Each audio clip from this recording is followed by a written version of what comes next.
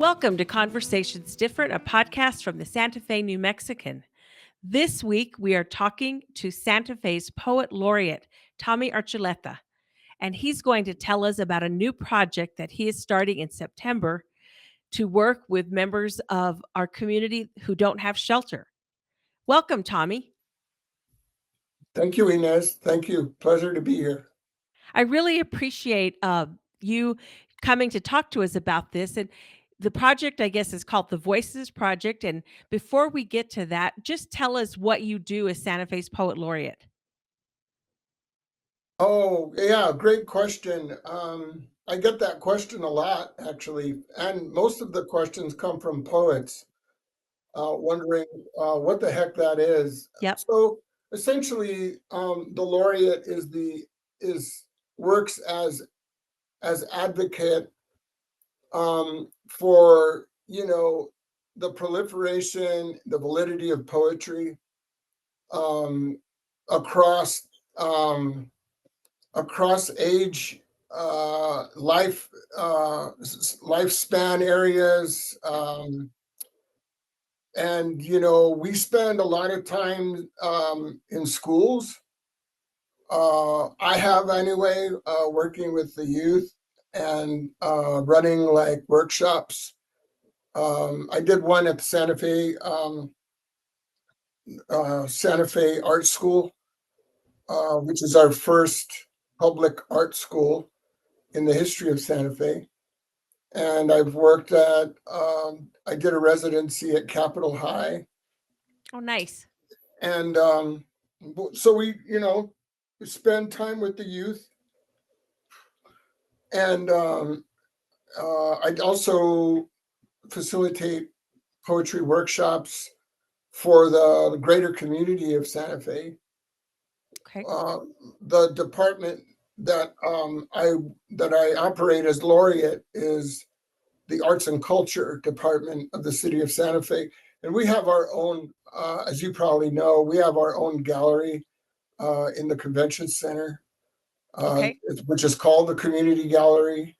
Yep. There's constantly, almost always, there's the artwork of local artists in there and from abroad, and across, like from multimedia to like representation art. My handler is Chelsea Johnson, who is the director of arts and culture. Okay. And so she helps me a lot with, bookings. And we also have it set up for people to notify us and request that the laureate participate in some invitation that they want us to do. Right, I'll be working with the University of Indiana, so it's not just local, but Right. we were contacted by an English professor from the University of Indiana that's going to be bringing their art students on a huge cross-country field trip, and they want to Oh, how stop in fun. Santa Fe. Okay. And so we're setting up a poetry workshop for them. And we also work in the libraries, the city libraries. Okay. So if you And go to check out books, you might find a poetry workshop going on or sign up for it ahead of time. there's a possibility there. Those ones are usually posted on the calendars Right. of the libraries, and there isn't usually. They do have a cap only because each library has a fire code. Right.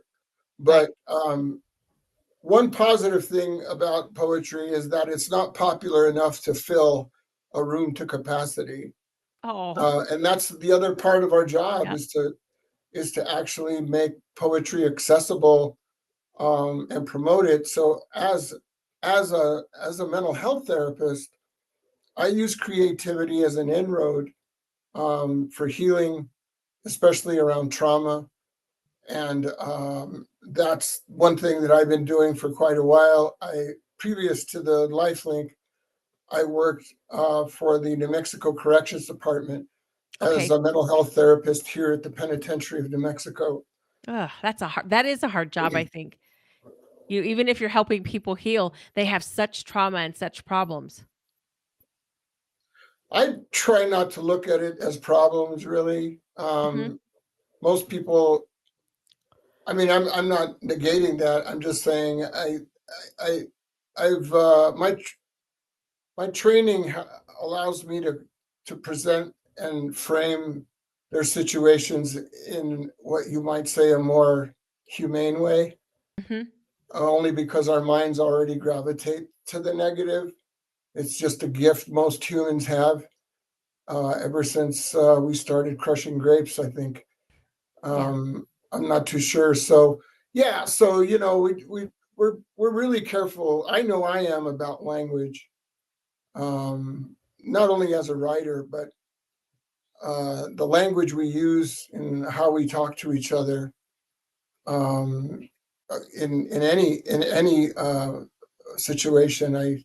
I've come to respect more and more, and I especially use it particularly, um, more deliberately when I'm working with those that I know that are going undergoing a terrific strain in their life. So yeah, so in my field, there's something called post-traumatic growth, Okay, so you where have the trauma, but now you're going to grow from it, or enter a new phase of your life.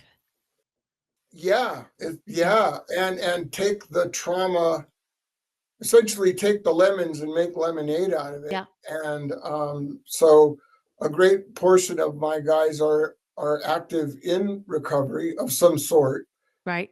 or they're traversing through, say, complicated grief situations where they've lost somebody very close to them. Yeah. So there's a number of ways, and so poetry, in terms of a therapeutic tool, is one of the ways that, um, and one of the aspects of the Voice project, Okay. that So it kind recently. of combines both of your lives in a way, or two parts of your life, because it's your job to be a counselor, and then you're a poet, and now you're bringing both of them together. I have been doing them together for a while, but this Yep. is like another opportunity to do it to a population that I have not been able to reach as of yet. Okay. And the Academy of American Poets, which is a national nonprofit organization, started offering fellowships to laureates of cities, counties, and states. All right. In 2019 is when they started that program. And so this year I was elected as one of the 23 recipients to a sizable grant, um, to be able to conduct a community based project. Okay. And so, so I didn't think that they would accept mine because I know how prestigious it is. So I didn't think it would happen, but it did. And so, we're over the panic stage, because the scope of our project was pretty large. Yeah. But I have like a team of devoted, poet and prose writers, that have come together, and they make up the Voice Project volunteers. Oh, nice. So you have And help. there's no way, Inez, that I would be able to do a project this size without Yeah. help. There's Okay. just no way. Yeah, there's too many moving parts. Yep. The project is basically, aimed at providing, um, 4 consecutive poetry workshops for 3 of our nonprofit agencies in Santa Fe that are friends and offer services to the unhoused. The Lifelink is one, Okay. and we'll be offering those throughout September. Then we'll be working with St. Elizabeth's Shelter for October, and then we'll be moving, over to offer the workshops to those clients of the Agape House, which was once, Peace Place. Right. Right.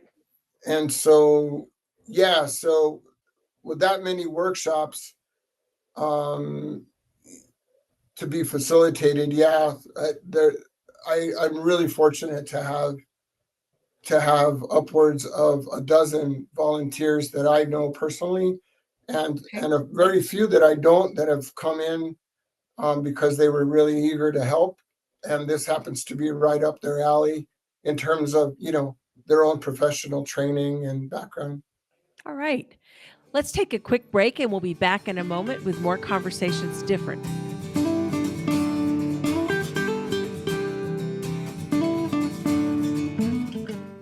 We make renewable doable. We're positive energy solar for a cleaner, brighter future for all.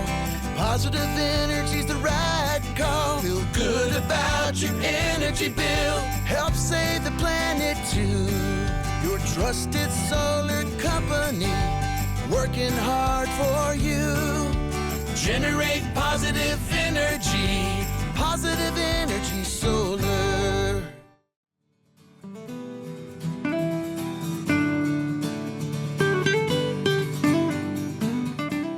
We're back with Conversations Different, talking to Tommy Archuleta about a series of poetry workshops he's going to be doing in September, October, and November. As you said, this is really a big project. And I just wonder, when you sit down with people, what do you do in one of these workshops? Well, typically, what I have done in the past with poetry workshops is actually the poetry is a ruse. To be honest, it's really, It's a it's tool to really get you where you want to go, not me. but the people It that has participate, actually nothing to do with me. right? I'm actually there to create a safe space for people to connect. Okay. Um, People have stories. So, one of the myths about a poetry workshop is that you have to be a poet or a published poet. And I think that's one thing that keeps people away from the P word. I think it's also what keeps, I've seen a lot of doctor's offices with my father because he's 92. And I noticed that if there's a New Yorker there on the table, people love the cartoons, but if they encounter a poem, boy, they can't turn that page quicker.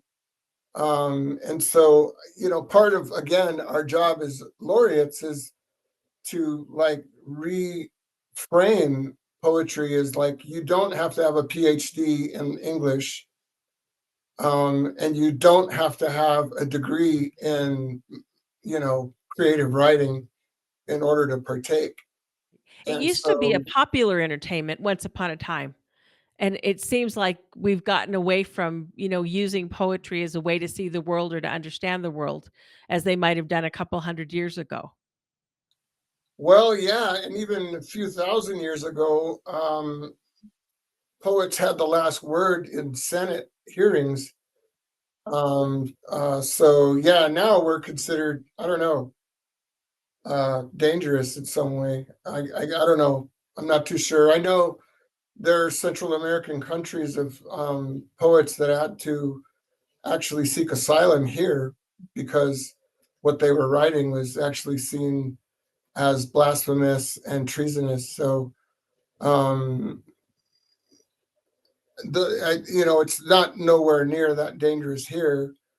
But Um, yeah, but yeah, no, but so the workshop, the way that I do them, it's really about creating connection and community, okay. and it's about redefining and giving people the permission to put down whatever they want to put down. And that's a big part of the workshops for the Voice Project. Is it's not about creating, long lasting works of art. We're trying to motivate people to write down an aspect of their story. Okay. And we're not only, doing it with poetry, because I've incorporated Swan Quill West. I'll be working in collaboration with Liza Stewart and Natty Berry and they have put together a nonprofit. It's like a traveling workshop because they work with a number of different populations, including veterans Okay. and battered women. Because we're also looking at a collaboration where we go into Esperanza Oh, okay. after we finish with after we're finished, or after the voice project is finished with us, rather. Um, so they are completely coming from a trauma informed um, orientation, which is aligns beautifully with what we're trying to do. Because our population, for the most part, as is true, at least in this country, they're already been dehumanized in many different ways. And a lot of our unhoused population grew exponentially thanks to to COVID, Yeah, I was gonna say the because a pandemic lot and of the people, yep, so many lost their jobs, right, and rents went and up. as a result, they lost their jobs. They couldn't pay rent, Yep. and so many that couldn't pay rent ended up on the street. Um, I have I have a lot of clients actually who hold down jobs and live in Yeah. their vehicles, Yeah. which is another thing that a few of our partners are doing. They're trying to create a safe parking area for those that live in their vehicles. Oh, that would be nice, Um, especially if it had some access to restrooms and showers so people yeah, could get well, we're clean looking for at work. that. We're looking at a Yep. PO box so that they can actually receive mail. Oh, yep. We're actually looking at also um, offering the service of working on their vehicles. Okay, so they Um, actually can get to work and not have to worry. Yeah, right. that's so important. Yeah, we're Yeah. following a model that's we're not, I don't mean we as in the lifelink. I mean, Right. there's a few people I know. Tom Stark is one who was on the board for a long time at the Santa Fe Recovery Center. Adam Griego, who himself is a successful reentrant and survivor of federal prison system. And JP Granillo, the artist, who you probably know, who now is, also survived federal prison and being a lieutenant in one of the most organized prison gangs in the federal system. Yeesh. But now he teaches children how to paint. Oh. And so, I I kind of kick it with people who are emblems of change, Mhm. and that's we're not about changing anybody. We're we're about creating a safe space for people where they, at least for a little bit, might get some respite from worrying about a meal. We are going to feed our participants. Nice. We're going to be using local um, restaurants. This first round of workshops, we're going to offer lunches from Jason's Counterculture Cafe. Jason's an old friend of mine. Okay. And then we're going to use a couple other local restaurants Oh, for that'll the be other good. for the other two. Yeah, we're Mhm. all trying to keep it as community based as possible. Now, that's not to say that we want to do something with the outpouring, or the content that our participants create. So the city of Santa Fe has its own press, and they actually put out a book of a predecessor of mine, Joan Logie, Uh-huh. who was a previous poet laureate of Santa Fe. So we plan to, those that want to participate, put together a small work, um, a volume of their work, and we would like to hopefully, definitely have a book launch, more than likely at Dorothy's Collected Works. She's a very close friend and a support of mine, and hopefully sell that little volume at city offices and departments, and turn the money around to those nonprofits that I mentioned. And The yeah, I so we have some sites to do, take the this work is to a this is a community. really involved and kind of process in terms of a project, you start with the actual workshops, but then you take the work and then you make it available. And it seems like that there's a chance for the community to maybe see the humanity of the people you're talking to in a way that they don't always. Correct. That's another aspect of, well, our hope is to, well, one of the things about being othered by a society is that it's easy to become invisible, even if you're got your tent parked on the street corner, which now I understand is unlawful. Um, so, you know, that's how it is. I mean, and certainly Santa Fe is no different than other cities, but yeah. So when you're when you deal with microaggressions, like, those individuals that fly signs on the medians, um, I watch others that go by them, and I'd say an easy 80, 85, 90% of people either roll up their windows or pretend they're on their phones doing something important. And that's not to say they are doing something important, but it takes a lot to be ignored on a daily basis like that and to overlook whatever reasons might have put them there.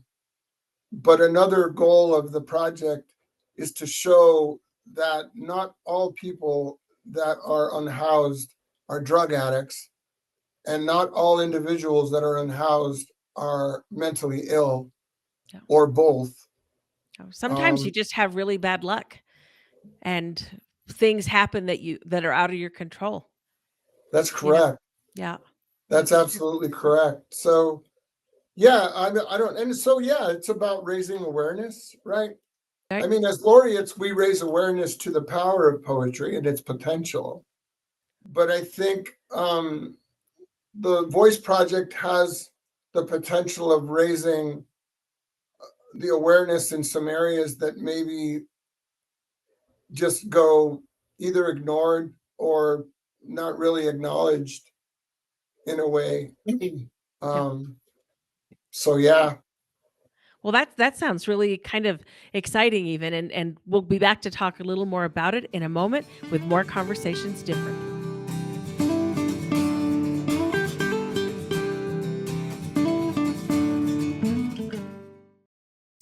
This is Patrick Dorsey, publisher of the Santa Fe New Mexican. Looking to reach a wider audience and grow your business? For 175 years, the Santa Fe New Mexican has been the trusted voice of Santa Fe, with unmatched local reach in print and online.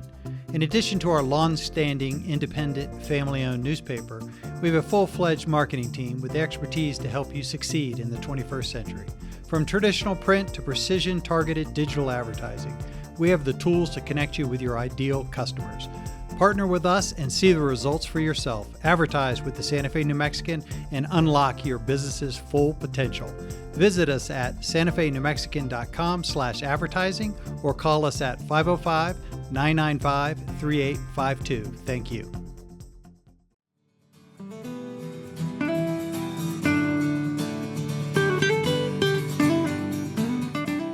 We are back with Conversations Different, talking to Tommy Archuleta, who is Santa Fe's Poet Laureate, about how poetry can give people a voice. I think that's a really important part of the project, just the name, the Voice Project, because to me that says some people don't have a voice. And if they really embrace this, there's a possibility for them to let their voice out, whether they share it with other people or whether it just gets some things off their chest. They still are going to have their voice be out instead of bottled up inside of them. How important do you think just the process of naming your feelings and sharing them and putting them down on paper is for people who've gone through trauma? Well, when the words are spinning around in our head in the ongoing monologue that apparently is still going on when we're asleep, the act of putting them down on paper kind of makes them sit still. It kind of provides them a container, so that they can maybe be processed. because we can't really process. I mean, not to say that it's not possible to process our thought life, but writing down our thoughts is one of the oldest practices of the human condition, even before we had a printing press. So it's nothing really new. It's, I think what made it different was having,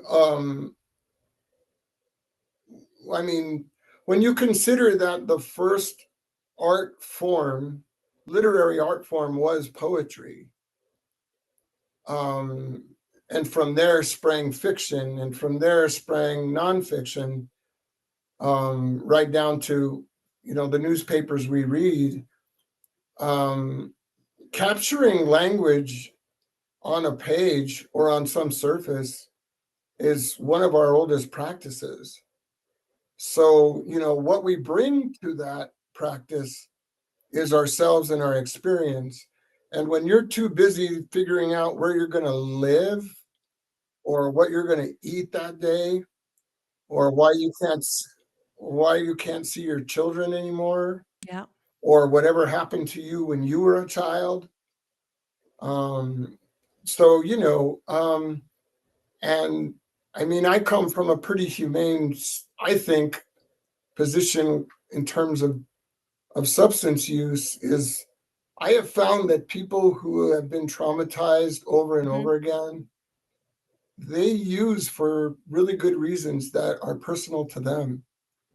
And part of my job as a therapist is to find out what those reasons are. Yeah. And that's one of the other reasons the other practices I see some individuals doing is they're putting those reasons down on paper, either for therapeutic reasons. And some of us, like in the situation of my mother's death, I didn't think I was putting together a collection of poems to make a book. I Hmm. was trying to actually process the grief of losing one of my best friend. Yeah. So making art of that is a whole other thing. And that's not really what the Voice Project's about. I mean, if somebody wants to take that and they want to take it to another level, in fact, we have already some people signed up that are published poets that want to Okay. just experience, what it's like to be in one of our workshops. That's great, but it's really hard to make art out of life experiences. No, If it it was is. easy, we'd probably have a lot more poetry books out there Yeah. than we But already do. it It's does not help sometimes to name your emotions and, like you said, to write them down. Whether it's true, whether it's gonna be art in the way that people see it as art, or whether it's just your expression that you need to make. It's helpful, especially if you self-medicate. I think writing is another way of self-medicating for me personally. When I write things that I Mhm. need to get out, it helps me not feel bad and not do dumb things, ever since I Yeah, was little. yeah, it helps us process Yep. difficult material. And I Yeah. think it helps us bear witness to our own ability to be resilient and survive. Yes. And You know? resiliency is really the key to success in life, I think, because it's everybody has their downs, but how do you react and how do you go on? And if it's hard to go on for you, that's when I think we get into the habit of maybe seeking some bad habits or things that aren't going to be as healthy for us, you know, because you don't have to judge to say, turning to drugs isn't going to be your way to a great life necessarily. No, but it's a go-to for a lot of people, probably because of its convenience. Thinking is that during the pandemic, just like people lost their houses, a lot of people started drinking and dying because they were drinking so much. Because it was a harsh time, and that was something that made you feel better. So, Yeah, and you put your finger on like one of the components to substance abuse that is, I think, baffles everybody, including the person that's that's affected is that when one is using a substance to treat a hurt or a trauma, then at some point there's the potential of the medicine actually causing more damage and more harm, or definitely building on the harm that was already there. And that's a vicious cycle that I see every day. And I saw it in different ways in the prison system.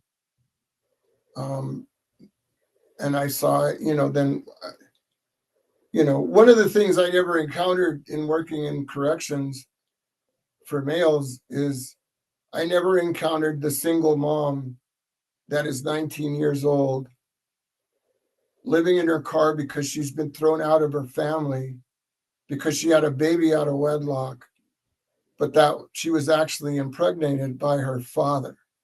Yeah. Like, so where do you put that? Yeah. And how do you heal that? Yeah. I don't even think about that. I just think about creating a safe space in here where for individuals like that can come and not feel judged or shamed Right. or any of that. And sometimes they are nonverbal. Yeah. I would be. I, Ugh, that's just. so I have gel pens and coloring books, and sometimes we just come in here and listen to Janet Jackson and color, and sometimes that provides a little bit of respite for a whole lot of pain. Right. Like I say, we're not out to change anybody, and the homeless problem is a lot more complicated than some leaders might think. Oh. And it's incredibly complicated. But that doesn't mean that we can't have human interaction and just simple connections. And I think it's important that you see people as people, not as the person on the street who's homeless. And I'm hoping when they write and people read their poetry or their thoughts, we'll see them as human beings, not as that, dirty guy on the bench or whatever. So that's really important. Yeah, and also another way that Chelsea and I are thinking of making their work visible is we're going to try to work with our city bus system Okay. to have some of the haikus that are developed from one of our workshops Yep. to be put in the buses Oh, inside. that's nice. Yeah, they did I don't know if you know Edie Song. She's a poet in town. And she teach at the School for the Arts, and she did a poetry project with some other people, and they painted it on windows. So it was temporary, didn't stay, but it was haikus. It was really, really interesting. So you'd go by St. Francis School, and there would be words in the windows in different places in town, and it really kind of brought a different kind of art form because it was beautiful to look at, but then it had the words to make you think about what they were saying. So anyway, Project. pardon? It's like guerrilla poetry. Yeah, it is. Well, I think we're almost out of time. Is there anything you want people to know about the Voice Project before we go? There is a possibility we might do another series in the spring, but Okay. we're not sure. We're definitely committed to seeing these ones in 25, seeing them through, but that might happen. And we might be, if we do, we're going to actually focus on some of the other agencies, nonprofits that are friends and offer services to the unhoused.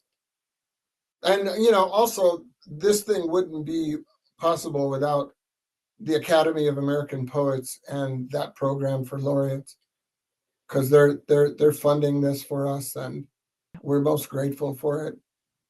Yeah. Well, I think it shows the importance of nonprofit grants that aren't coming from the government right now, because so many of those avenues have gotten cut off. So, Correct. um, this is, I think, going to be wonderful for Santa Fe, and you're really generous to give so much of your time too. So thank you for that, because You're it's hard. welcome. All right. My pleasure. Well, this has been another Conversations Different. We'll be back next week. Thank you for listening to Conversations Different, hosted by me, Inez Russell Gomez, editorial page editor for the Santa Fe New Mexican. Our weekly episodes would not be possible without your support. We hope you enjoy them and keep listening. New episodes drop every Tuesday. Consider signing up for our newsletter so you never miss an episode, and while you're at it, consider subscribing to the Santa Fe New Mexican. Our podcast is available by visiting our website, santafenewmexican.com/podcasts, or wherever you get your podcasts. Conversations Different with Inez Russell Gomez is produced by Matt Dalside and Ernesto Cisneros, published by the Santa Fe New Mexican, a local and independent newspaper owned by Robin Martin.